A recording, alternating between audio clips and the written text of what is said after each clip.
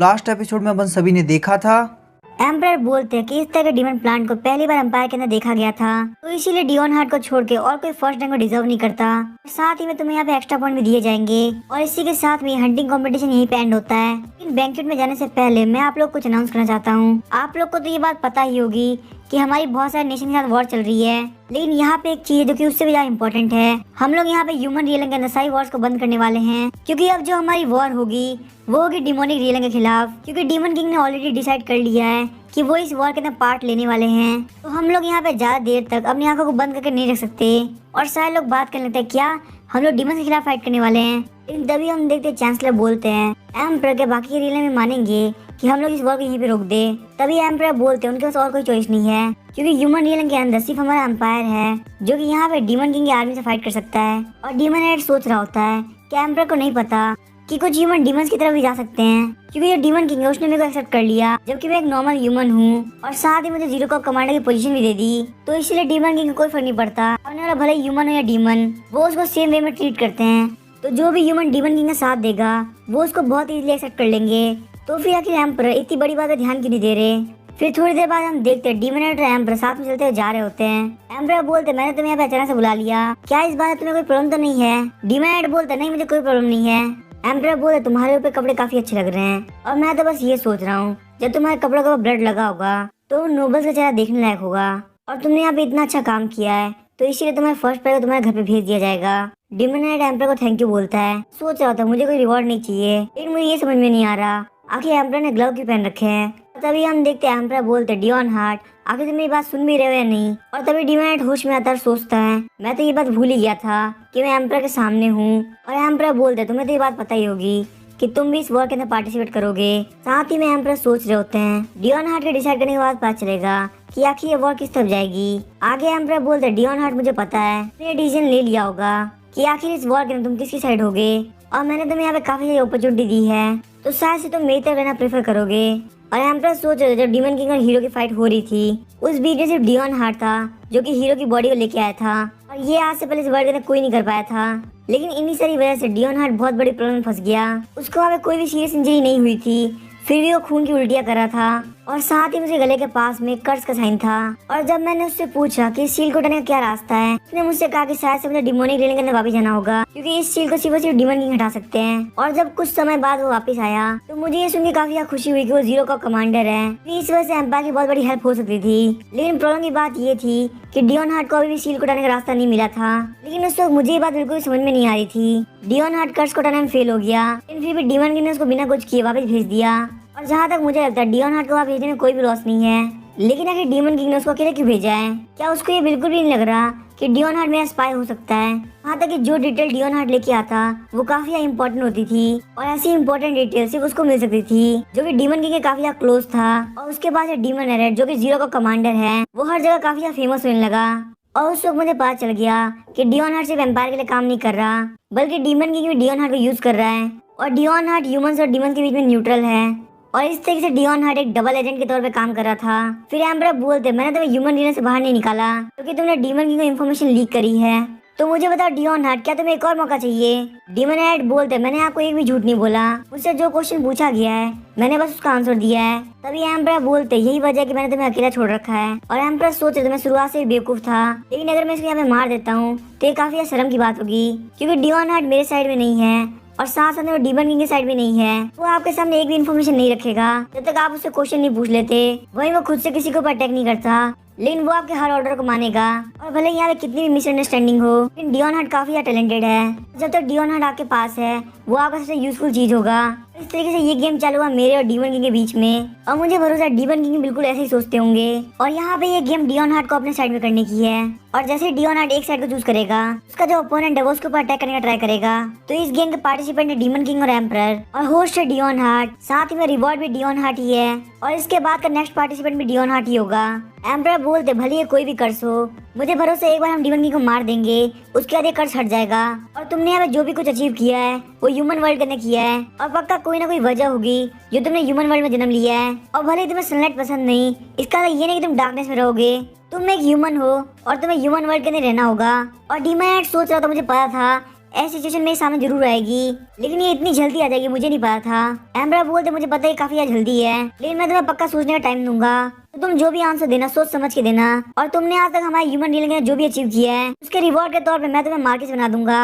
डीमैंड बोलता है thank you emperor. अभी हमें बैंक्वेट हॉल का सीन दिखाया जाता है। प्रिंसेस सोच रही है मैंने काफी ज्यादा गलत किया, मुझे काउंट डियोनहार्ट के जाने से पहले उनको रिबन देना चाहिए था। अगर मैं ध्यान से सोच पाती तो मैं अंकल की काफी हेल्प कर पाती। लोग बोल रहे थे काउंट हार्ट वापस आ चुके हैं, और तभी हम देखते डीमैंड के पास प्रिंसेस आती है और डीमैंड उनको ग्रीट करता है। प्रिंसेस बोलते काउंट हार्ट, मैंने सुना कि हंटिंग कॉम्पिटिशन में आपका अटैक हुआ था। फिर हम देखते डीमैंड बोलता है इसमें कोई इतनी टेंशन की बात नहीं है प्रिंसेस, क्या हम कहीं शांति में जाके बात करें, इस बैंक्वेट हॉल के अंदर काफी शोर है।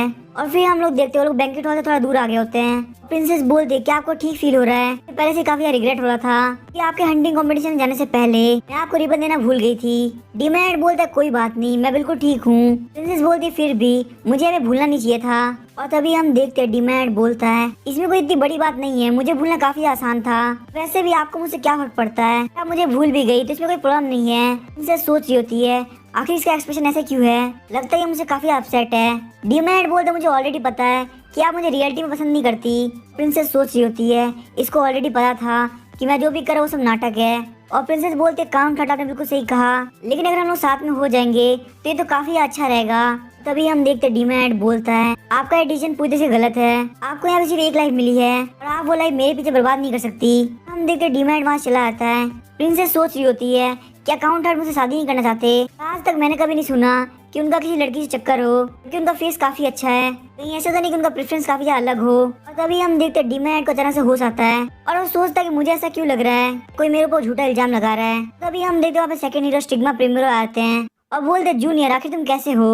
और हीरो स्टिग्मा को देख डीमैंड काफी शॉक हो आता है और सोचता कि एम्पर कहाँ गए, मैं तो यहाँ पे एम्पर से बात कर रहा था ना। और जहाँ तक मुझे याद है एम्पर ने मुझे बोला था कि वो मुझे कुछ करने के लिए टाइम देने वाले हैं, तो सबसे पहले मैं इस चीज से निपटता हूँ और बाद में याद करने ट्राई करूंगा आखिर एम्पर बोल क्या रहे थे। डीमैंड बोलता है माँ की स्टिग्मा, आखिर आपको मुझसे क्या काम है? तभी स्टिग्मा बोलता है मुझे मेरे जूनियर की काफी याद आ रही थी। और तभी हम वहाँ पे एक और बंदा आता है और बोला तुम्हारे कहने का मतलब क्या कि ये तुम्हारा जूनियर है, तो तुम्हारे जूनियर तुम्हारे जज बनेंगे तो मेरे लिए काफी अनफेयर होगा। और डीमैंड सोचता है क्या जज, आखिर वो कौन बन रहा है? तभी स्टिग्मा बोलता है आखिर तुम्हें किसने बोला कि मैं इससे पहले मिल चुका हूँ, मैं यहाँ पे मेरे जूनियर से पहली बार मिल रहा हूँ। बंदा बोलता है तो आखिर तुम इसे जूनियर क्यों कह रहे हो? स्टिग्मा बोलता है क्योंकि मैं इसे काफी पसंद करता हूँ। इस उनका डीमैंड सोच रहा होता है आखिर ये क्या फालतू बात कर रहा है, मैं तो कभी इसे मिला भी नहीं। तो ये बंदा बोलता है चलो ठीक है हम काउंट हार्ट को अपना जज बना लेते हैं। काउंट हार्ट मुझे आपसे मिलकर काफी अच्छा लगा, मेरा नाम है टेंटर मियावेल। डीमैंड बोलता है मेरा नाम है डियोन हार्ट। तभी स्टिग्मा बोलता है जूनियर मैंने तुम्हें खुद से इंट्रोड्यूस नहीं कराया, मेरा नाम है मार्कस स्टिग्मा प्रिमेरो। डीमैंड बोलता है मार्कस स्टिग्मा मुझे आपसे मिलकर काफी अच्छा लगा, लेकिन आखिर आप लोग मुझे किस बात के लिए जज बनाना चाहते हैं? स्टिग्मा बोलते हैं कोई इतनी खास बात नहीं है, बस मैं किसी बात को लेकर टेंटर से काफी डिसएग्री करता हूँ और मुझे लगा कि इस चीज के लिए आप बिल्कुल परफेक्ट रहेंगे। डीमैंड बोलता है क्या मैं? स्टिग्मा बोलता है बिल्कुल भी टेंशन लेने की जरूरत नहीं, ये आर्गुमेंट इतनी बड़ी नहीं होने वाली। आपको तो पता होगा कि एम्पायर के साउथ के अंदर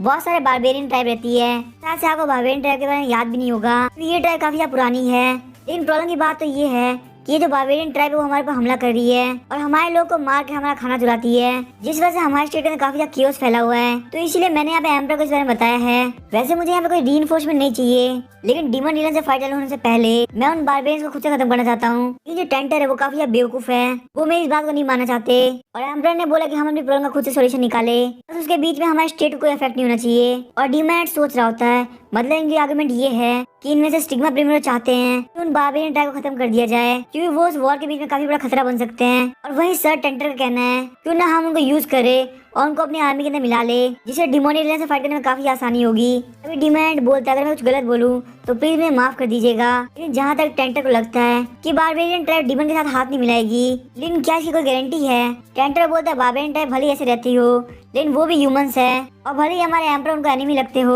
कभी वो डीमन के साथ नहीं देंगे। तभी डीमैंड बोलता है लेकिन आखिर इसके बारे में क्या गारंटी है कि वो हमें डीमन के साथ नहीं देंगे। तभी हम देखते स्टिग्मा प्रिमेरो हंसने लगता है और बोलता है जूनियर तुम काफी स्मार्ट हो। यहाँ पे सर टेंटर की सबसे बड़ी गलती ये है कि वो काफी सॉफ्ट है, तो सर टेंटर मेरी बात ध्यान सुनिए, तो वो लोग हमारी आर्मी के अंदर आएंगे तो वो लोग हमारे लिए सबसे बड़ा खतरा बन जाएंगे, क्योंकि उनके अंदर ऑलरेडी ह्यूमंस के लिए काफी नफरत है। और जब वो लोग डीमंस की इंक्रेडिबल पावर देखेंगे तो वो लोग पक्का अपनी लाइफ को बचाने के लिए ह्यूमंस के खिलाफ हो जाएंगे। और यहाँ पे ये प्रॉब्लम नहीं है कि ह्यूमन कौन है और डीमन कौन है, जो जिससे नफरत करता है वो उसको एलिमिनेट करने के लिए किसी का भी साथ दे सकता है। और अब क्योंकि जूनियर ने डिसाइड कर लिया है तो मैं जाके एम्पर को इसके बारे में बता दूंगा। सर टेंटर आप यहाँ जा सकते हैं। सर टेंटर बोलते ठीक है मैं यहाँ से जा रहा हूँ, आखिर आप दोनों का क्या? मैं बोलता मैं यहाँ पे जूनियर थोड़ा बात करना चाहता हूँ, तो मैं थोड़ी देर तक यही रुकूंगा।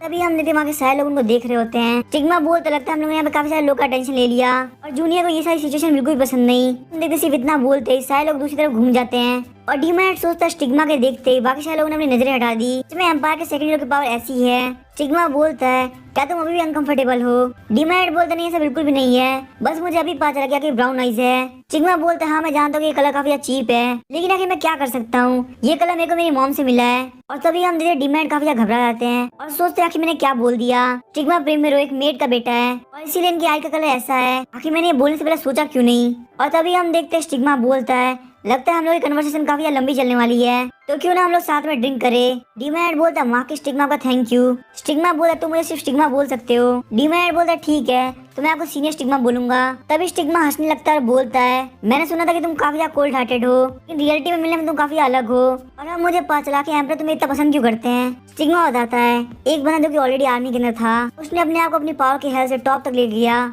और वही मैं जो कि सेकंड हीरो बनने के बाद पावर को चुना और एक मार्किस की पोजीशन हासिल करी। और लास्ट में जूनियर तुम जिसने अपने फैमिली को मार के अपने आप को सेटिस्फाई किया। और हम देखते ये सुनकर डीमैट काफी शौक हो आता है। स्टिग्मा बोलता है इसीलिए मुझे मेरा जूनियर काफी पसंद है। तुम्हारे दिमाग के अंदर इतना तगड़ा आइडिया है कैसे? और जहाँ तक मुझे पता है तुमने 8 ईयर वॉर के रिवॉर्ड के तौर पे अपनी पूरी हार्ट फैमिली की डेथ मांगी थी। और तभी हम धीरे डीमैट काफी सीरियस होता है और तभी उसको याद आता है जब भी वो अपने बिग ब्रदर क्रूहार्ट के पास होता था तो उसे काफी अच्छा फील होता था। उसके फादर भी उसको स्वord चलाना सिखाते थे, उसे यही बोला करते थे कि तुम्हें ज्यादा मेहनत करने की जरूरत नहीं। पूरी फैमिली उसे काफी प्यार करती थी। उसे बोलते थे डियोन हार्ट तुम हमारी फैमिली का प्राइड हो, लेकिन अचानक सब कुछ चेंज हो गया। मेरे फादर को मुझ पे काफी गुस्सा आता था और क्रूअल हार्ट भी हमेशा बोलता था कि तुमसे कोई कुछ भी एक्सपेक्ट नहीं करता। मेरी मॉम जिस तरीके से मुझे देखती थी मुझे लगता था मैं कोई मॉन्स्टर हूँ। तभी स्टिग्मा बोलता है जूनियर क्या तुम ठीक हो? डीमन बोलता है मुझे नहीं पता कि तुम किस बारे में बात कर रहे हो, मुझे जहाँ तक लगता है तुम्हें इस बारे में कुछ भी नहीं पता। स्टिग्मा बोलता चलो ठीक है पहले हम लोग चलकर ड्रिंक करते हैं, इस बात को हम ये भी ड्रॉप कर देते हैं। मैं साउथ से काफी अच्छी बोतल लेके आया हूँ। स्टिग्मा सोचता है इसका नॉर्मल स्टेट ये सब बात करने से मना कर रहा है, तो क्यों ना मैं इसे थोड़ा ड्रिंक करा दूं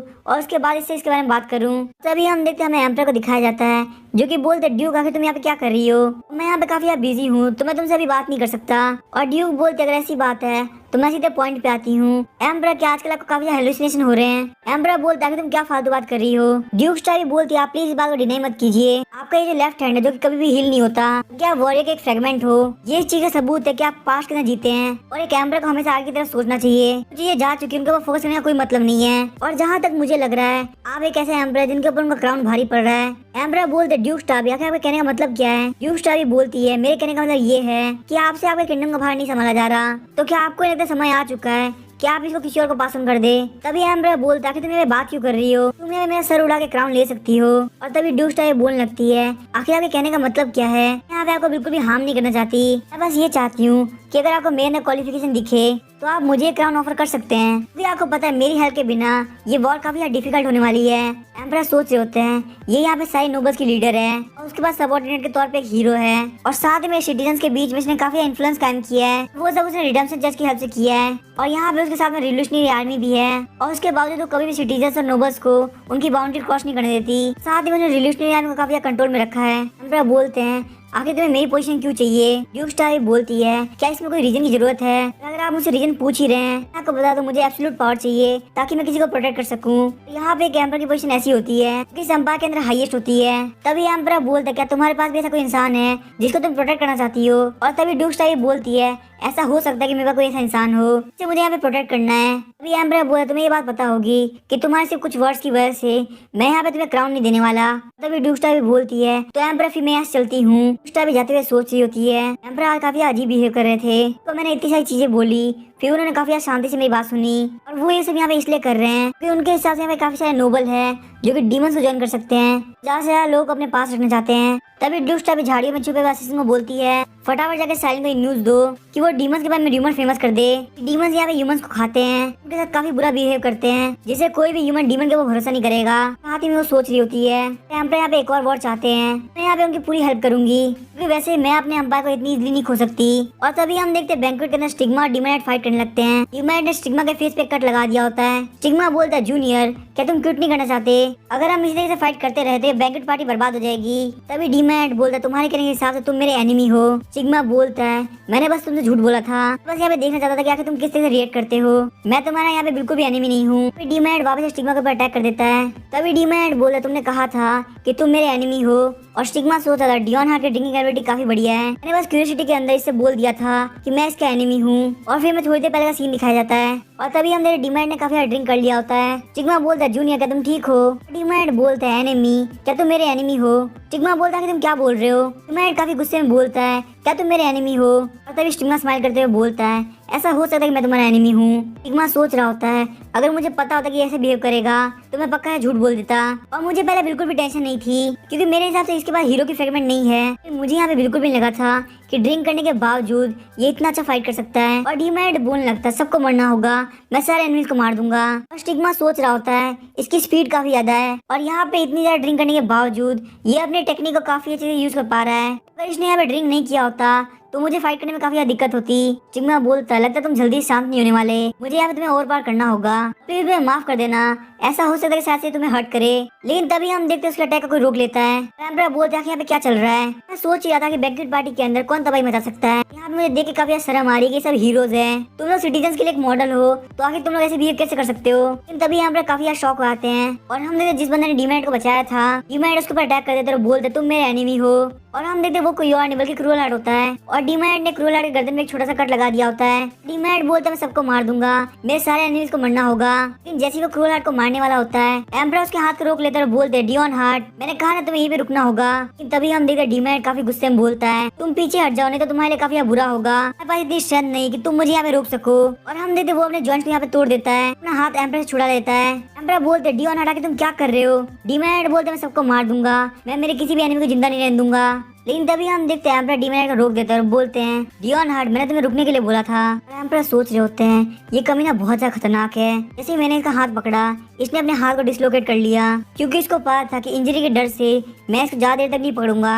एम्परर बोलते मैंने तुमसे कहा था ना कि तुम्हें अपना ध्यान रखना होगा। डीमैट बोल रहा होता है मैं एनिमीज को मार दूंगा, सारे एनिमीज को मरना होगा। और क्रूअल हार्ट सोच रहा होता है उसने अपने हाथ को डिसलोकेट कर लिया।